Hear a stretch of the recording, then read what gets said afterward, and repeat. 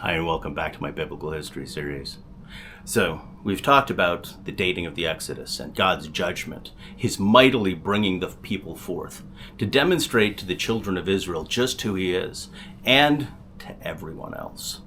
So the children of Israel are going to move north, and after wandering in the desert for 40 years, because believe it or not, they're going to fail to take the land on the first try because they're just too scared, with the help of the God that just blew up Egypt. They're on the plains of Moab, they're going across, and we get the accounts in Joshua and Judges, and oftentimes people misunderstand what's going on here to a certain extent. Some people think that these are two alternate accounts of what's going to take place, that one of them shows them going in and winning many great battles and suddenly taking over the land immediately. Meanwhile, Judges shows them going in and spreading out slowly. And which one of these two is true? Well, the answer is obviously both of them are true, and you just have to understand them in their context. Joshua is the account of them crossing into the land, forming a military camp, and then going to battle with the regional suzerains. Because Egypt is out of power currently as a regional suzerain, because they have within the last 40 years had their army destroyed, and they're not as powerful as they were, and they're still rebuilding, the regional lords in the area are going to have to see to their own defense. They're going to make coalition armies and come out and attempt to defeat the children of Israel. Israel has already engaged in a number of battles. They've defeated 2 Amorite kings and broken an Amalekite army. And so people know who they are, and they're pretty scared of them. Not only are there many of them, but they know what happened in Egypt, and they don't want that to happen to them.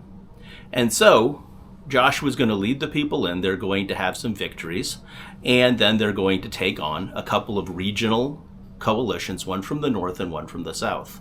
Archaeological challenges that you get oftentimes with this account in Joshua is the fact that, first of all, they talk about how you don't get the destruction layers you're supposed to in the 13th century. And of course, as we discussed with the dating, they're arguing against something we don't contend, because the fact is that these destruction layers should be closer to the 15th century, or maybe the very early 14th century when they're going in, and not talking about the 13th century, because we aren't arguing they came up at that time. They'll argue that even in this earlier date, all these cities have not been burned to the ground. But if you look at the biblical account, there are only 3 cities burned to the ground: Jericho, Hazor, and Ai. And the other ones, God specifically says that they are going to defeat them, and then they are going to go take their cities and live in them.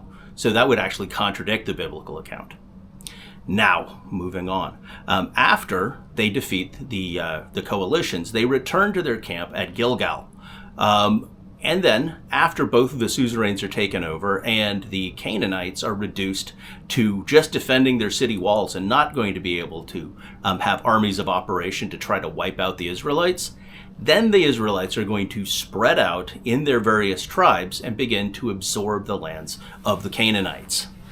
Now, in the book of the Judges, there's a general trend that you're going to find where the children of Israel are going to be faithful to God, and they're going to do what they're supposed to do, and then a generation is going to rise up that's not faithful to God, and they're not going to drive out the Canaanites the way they're supposed to, and as a result, they are going to lose the blessings of God in their conquest, and they're going to be oppressed by some local oppressor. And then, after a while, they're going to cry out to God, and God is going to raise up a judge to defend them and to drive out their enemies. And the pattern that you see throughout the book of Judges, and this is a long historical period, the book of Judges, is that the periods of time in between disobedience and rescue are going to get longer, and the morals of the children of Israel are going to get more and more degraded. The catch line from the book is, in those days there was no king in Israel. Everyone did what was right in their own eyes.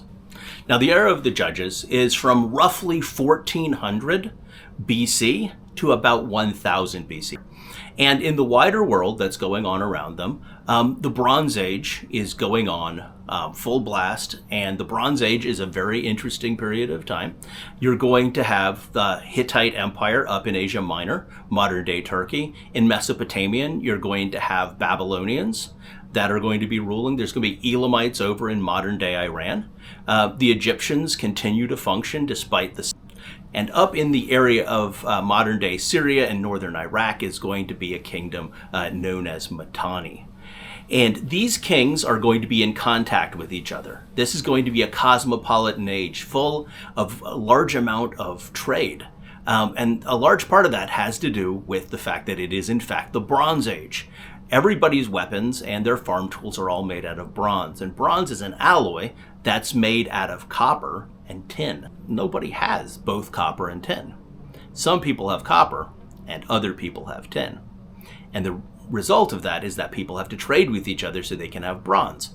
And along with the trade for copper and tin, there's also going to be trade in textiles, and there's also going to be a lot of communication between these different kings. And they're going to be a little embarrassing if you read it. They whine at each other about the last set of gifts not being as nice, and can't you send some better gifts, and can you send me a princess to marry? The Egyptians had this thing where they wouldn't send their princess to go marry anybody else because they were always in a position of strength, because they control the gold and the ivory. As for the children of Israel, they're going to be a theocracy for 400 years.